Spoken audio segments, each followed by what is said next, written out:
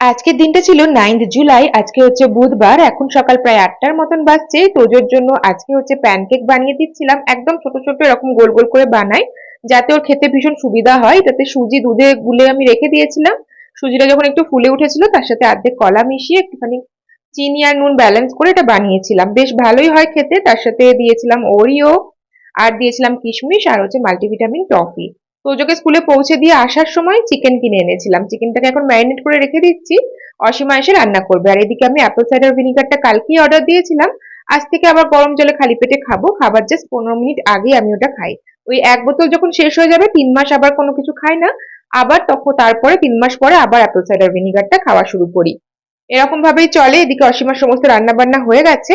রান্নাঘর সমস্ত পরিষ্কার টরিষ্কার করে তারপরে আমি এসেছিলাম পার্লারে। অনেকদিনই আসা হয়নি পার্লারে। সেই রামপুরহাটে গিয়েছিলাম, ব্যাঙ্গালোরে এসে তো সময় পাচ্ছিলাম না।